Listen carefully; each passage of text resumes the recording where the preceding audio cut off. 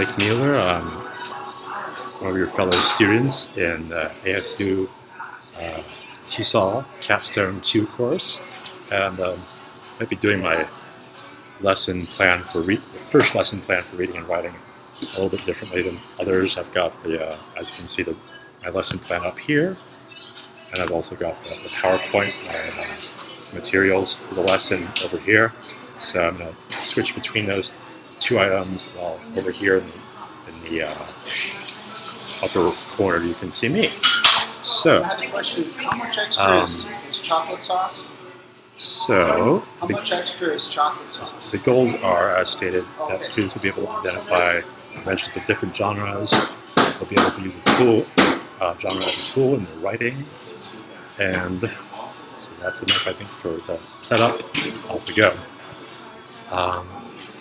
Okay, you've done some 5-paragraph essays, you've written and summarized news articles and various other things, including some social media stuff for other professors. So in this more advanced course, we're going to talk at the outset about genre and conventions, with a focus in this presentation on profile genre, because that's going to be the big assignment we lead up to with all these smaller assignments. So the smaller assignments are just to keep you busy, though, to build up to the different parts that you'll be applying in your own profiles.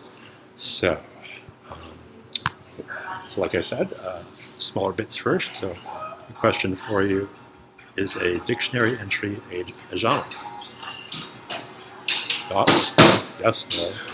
So from what I've seen, we kind of have, okay, yeah, it says verb or noun or adjective, what have you. So it's got that thing going on, and it's got, what else? Some other series of words that approximate the word that's being defined. Okay.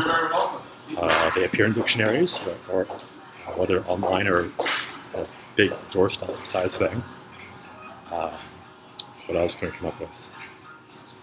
Okay. When you have dictionary entries, that's true. They're with a whole bunch of other ones. Okay. So what about a birthday card? Okay.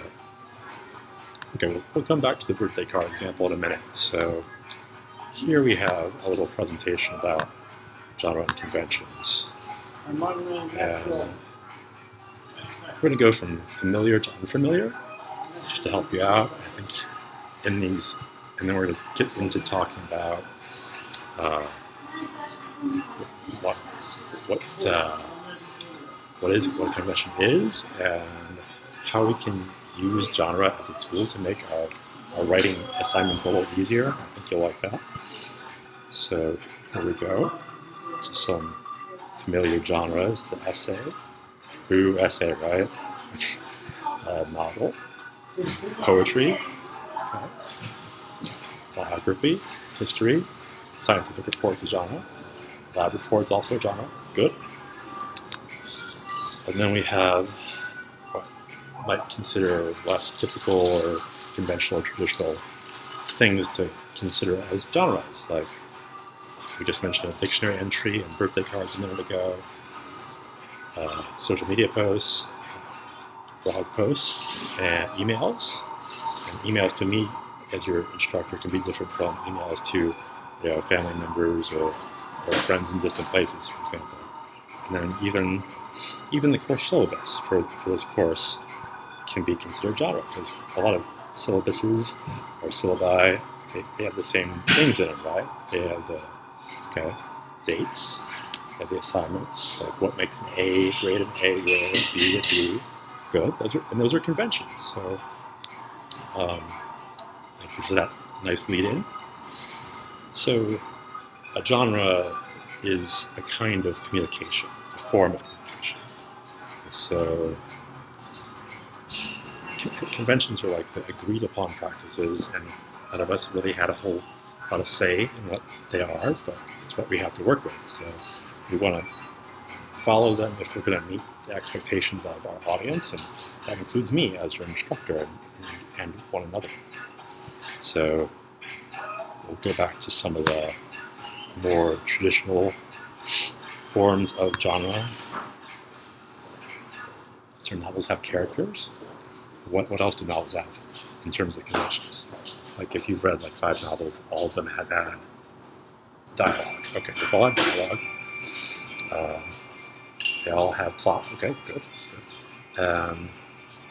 Okay, essays. Essays can be personal and they can be kind of impersonal. So either way, they have a viewpoint. That's a good distinction made there.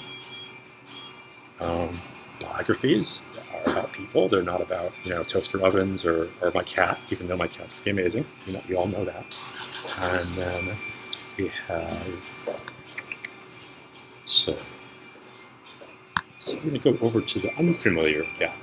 So when you think of, let's see, or what's coming ahead, the profile genre, like say the local newspaper decided to write about me. I don't know why they would, but it would be informative. It would tell that profile in the newspaper website. I'd say, where I'm from, what my education is, what I do for you all, what I do in the larger community, and it would be like, I'm talking with Nick Mueller, and I think that he's a decent guy, and I. Would there be a lot of I, or would it be more objective? Okay. Good. It's like more like third person.